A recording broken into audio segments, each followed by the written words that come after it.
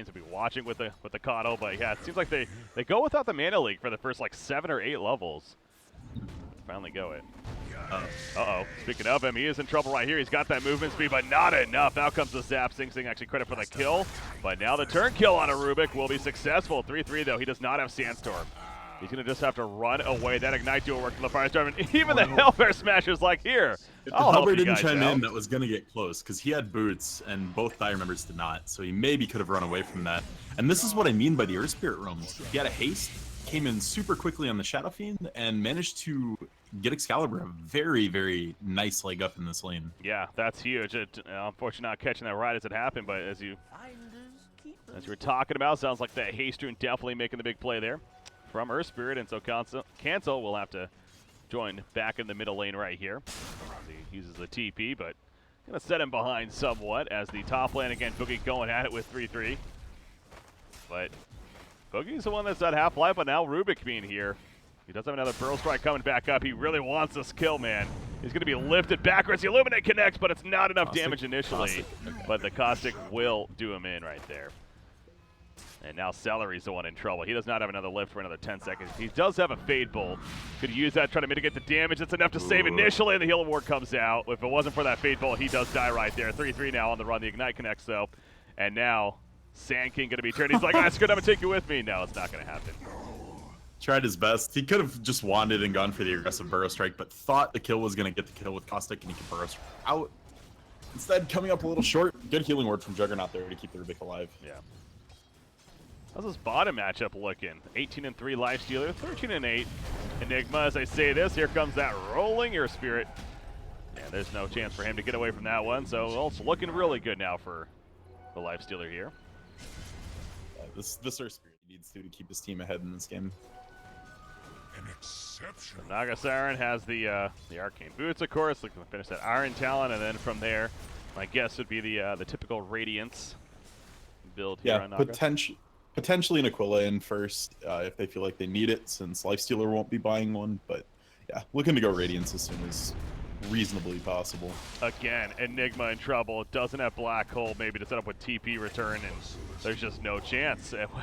They go on top of him. This is obviously a weakness of an Enigma lane. The XP lead is now going to get the gold lead because of all these kills coming in, and Enigma's not going to be able to 1v1 this Lifestealer much longer. He's coming back down here yet again with his Diabolic Edicts, but yeah, really having to keep his distance. He does have the Hand of Midas queued up, so it's ideally will be a nice recovery tool for him, of course, but going to be a ways away before he has that. Shadow Fiend middle lane, I mean, he has that death earlier on, but he's 29-12, overall doing very good. Look at these TPs bottom. Yeah, everyone TP'd in. They get the turn kill on Earth Spear right there, and now Gorg's like, oh crap, here comes the army. He gets the stun, there's the Black Hole as well. Pulls him right back in, and that's exactly how they're going to be able to turn. So beautiful TP support. Top lane now, 3-3.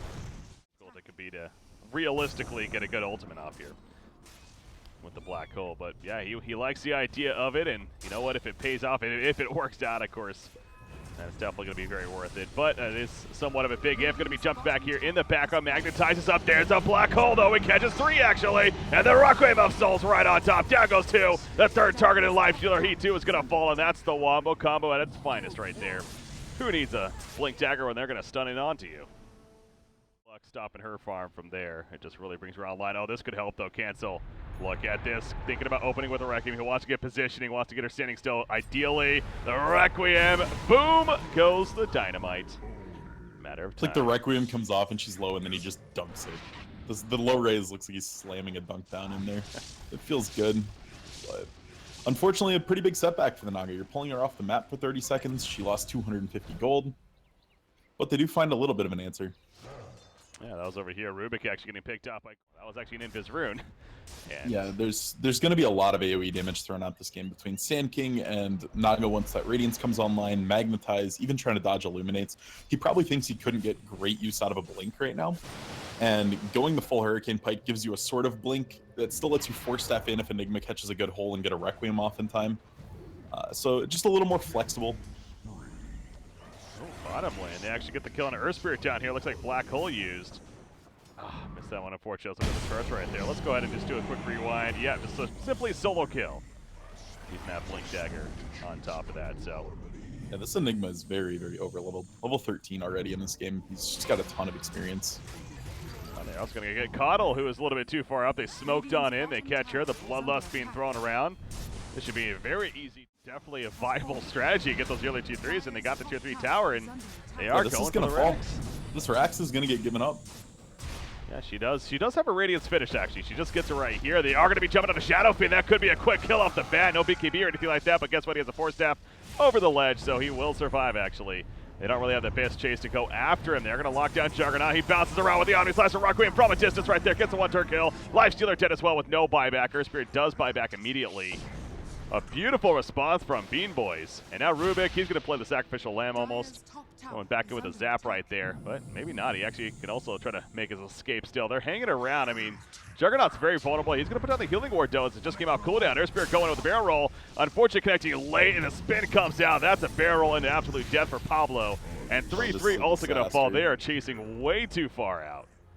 You held the Rax. It cost you a buyback and it cost you Lifestealer, but you held the Rax.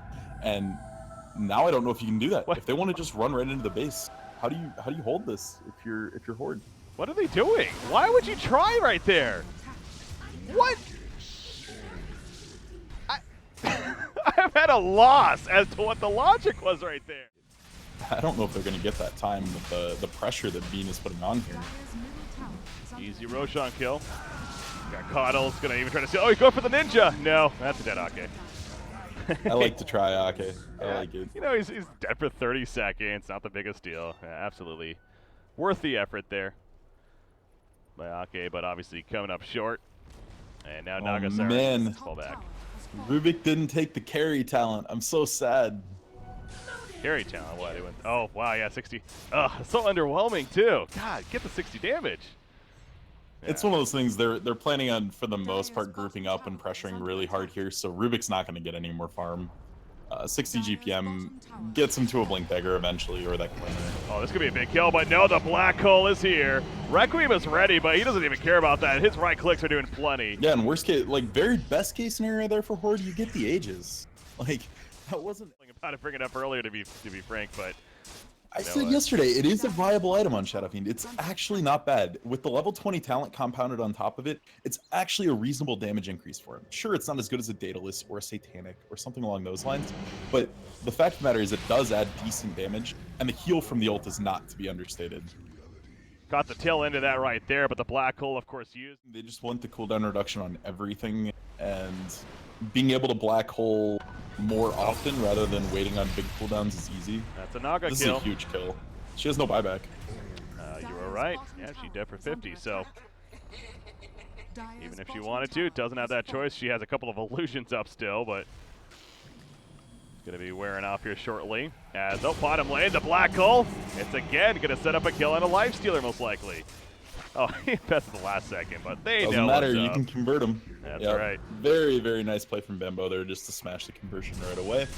The other big benefit on the and he will actually barrel roll away in time, unless Enigma. I know it was close. If it was daytime, might have died there. Yeah, almost catching it, but Instead, now going to catch Sand King,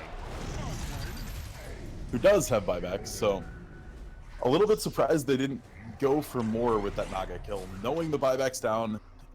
But really just trying to play this game safe. They know if they control this entire map and stop the Naga from pushing lanes out, the gold lead's just going to balloon out of control.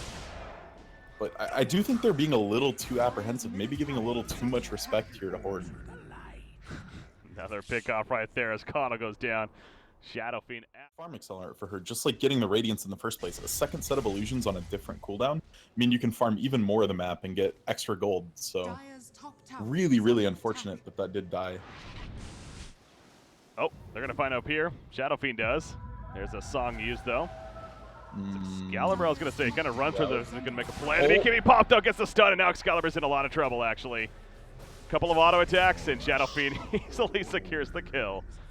Goes to show you how far he is. Very big misplays here coming out of X3. Yeah. Cutting back and leaving them totally confused with what happened there.